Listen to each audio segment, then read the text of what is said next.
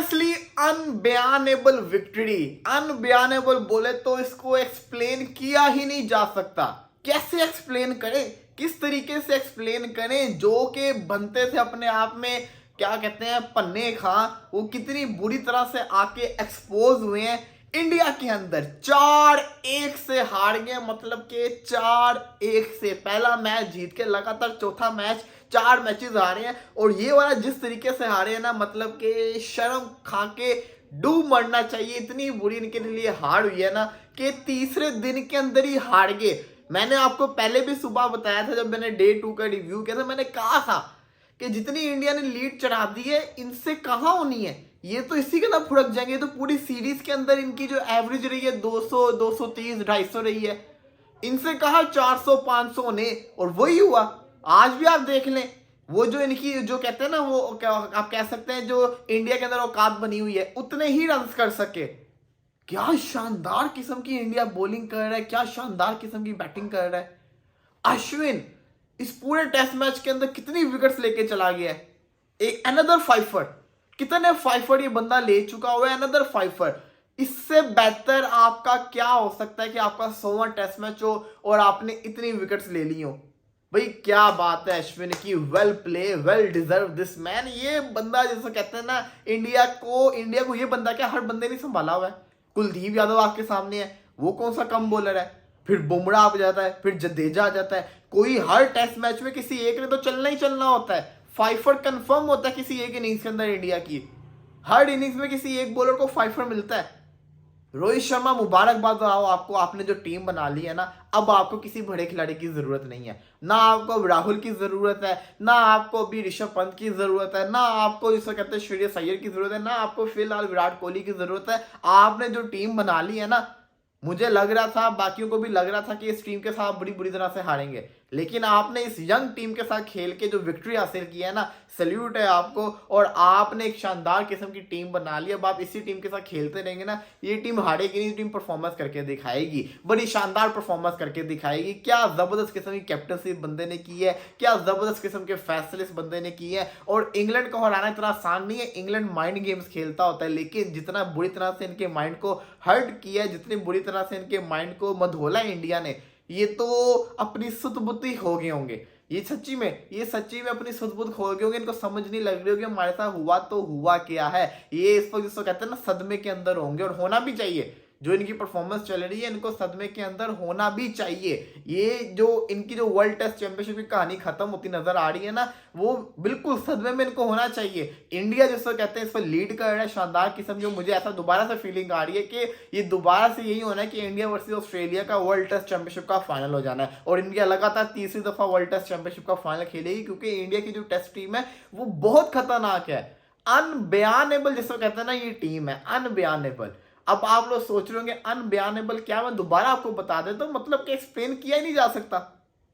ये जो टीम है इसको एक्सप्लेन किया ही नहीं जा सकता। दिखता कुछ और है, होता कुछ और है। किसने सोचा था कि पादीकाल भी आज 50 मार देगा? किसने सोचा था कि सरफराज खान ऐसा स्टार्ट करेगा अपने करियर का? किसने सोचा था कि जायसवाल इतनी कम उम्र के अंदर 2 दफा लगातार 200 मार देगा और इस सीरीज का टॉप स्कोरर बन जाएगा? सोचा था? नहीं सोचा था ना।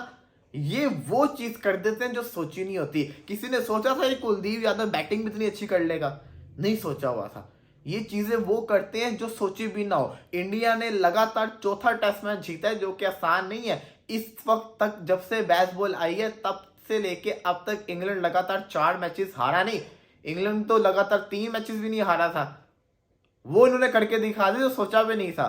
तो भाई क्रेडिट बनता है ना। फिर हम 3-0 से अपने घर के अंदर हारे थे, 3-0 से हम अपने घर के अंदर बुरी तरह से हारे थे।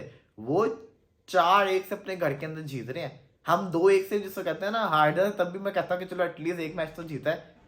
हम 2-1 से जीत तो नहीं सकते थे, लेकिन फिर भी अगर 2-1 से हम हार जाते तब भी मैं कहता चलो एक तो जीता। लेकिन साथ वाले हमसाये ने 4-1 से सीरीज अपने नाम की है, 4-1 से। अब आ रही है ना इंग्लैंड, आना इंग्लैंड ने। अब देखना किस तरह से वो आएगी पाकिस्तान के अंदर। ये जोनी बेस्टो क्या, जो रूट क्या, जैक करोली क्या, बेन डकेट क्या, ओली पॉप क्या, ये सारे के सारे सेंचुरीज ही मारेंगे अगर आप ऐसी सीधी सीधी इनको पिचेस बना के दोगे। आपको पिचेस बनानी पड़नी है इंडिया वाली, बल्कि इंडिया से ही क्यूरेटर्स को बुलाएं, उनसे कहें कि भाई आए प्लीज, डबल पैसे उनको दें, उनसे कहें कि ऐसी पिचेस बना के दें। लेकिन फायदा क्या, ऐसी पिचेस भी बना ली तो हमारे पास ऐसे स्पिनर्स नहीं है, ऐसी पिचेस भी बना ली तो हमारे पास ऐसे बल्लेबाज नहीं है जो ऐसी फील्डलेस क्रिकेट खेल सके।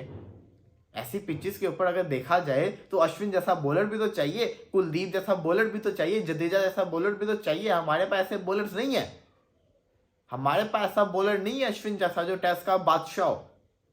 बल्कि इंग्लैंड के पास टॉम हार्टली, रेहान अहमद, शुएब बशीर है, और इन्होंने इन पिचेस के ऊपर बुरा हाल कर देना हमारा। तो फिर हम लोग क्या कर सकते हैं, फिर हम लोग यही करते हैं, फिर हम लोग फ्लैट ट्रैक बनाते हैं, देखी जाएगी मैच ड्रॉ कर लेंगे और वहीं पे हम हार जाते हैं।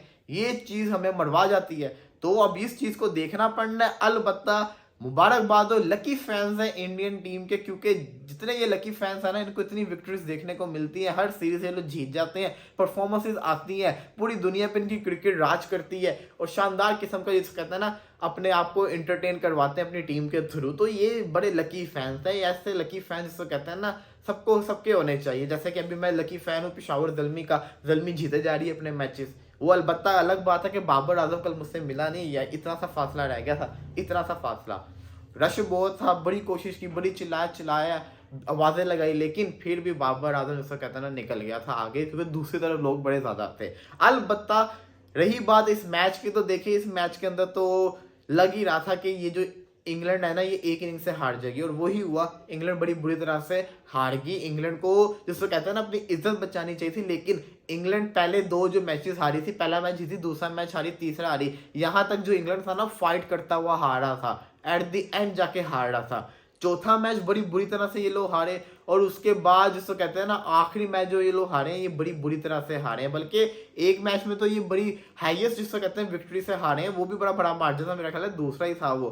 तो बड़ी बुरी तरह से ये लोग हारे हैं। और तीसरे मैच के अंदर मैं समझता हूँ one of the worst ever victory है बेसबॉल की, टेस्ट की क्रिकेट के अंदर, टेस्ट की हिस्ट्री के अंदर वन ऑफ द वर्स्ट। क्यों? क्योंकि एक इनिंग से ये लोग हार गए। शर्मनाक विक्ट्री जिसको कहते हैं ना, शर्मनाक हार इनके नसीब में आई है। तो बेन स्टोक्स जो है, वो भी जिसको कहते हैं ना, कोई खास उन्होंने परफॉर्मेंस करके नहीं दिखाई। पहले 2 टेस्ट मैचेस के अलावा वो भी नहीं चले। जो रूट ने आज एंड आखिरी इनिंग्स में आके 50 मार दिए, क्या फायदा? पूरी इनिंग्स में आप फ्लॉप रहे हो, सिर्फ 1 सेंचुरी और 1 50 आया है। जोनी बेस्टो ने तो कसम खाई हुई, उसने कुछ करके दिखाना ही नहीं है। सरफराज खान को ही देख लो कैसे बैटिंग करते हैं, पार्टिकल को ही देख लो कैसे बैटिंग करते हैं, उसको देख लो, जायसवाल को देख लो, गिल को देख लो, सारी परफॉर्मेंस करके दिखा रहे हैं। जोडेल को देख लो, इनसे सीख लो कि कैसे परफॉर्मेंस दिखाई जाती है। लेकिन नहीं, हमने क्यों परफॉर्मेंस करके दिखानी? हम तो रहे कि हम जिसको कहते हैं ना, डोमिनेट करेंगे, हम तो तेज क्रिकेट खेलेंगे। तेज क्रिकेट के चक्कर में जो आपके साथ हो रहा है ना, फिर वो भी सबको दिख रहा है। यही होगा फिर सब कुछ, ऐसे ही होगा।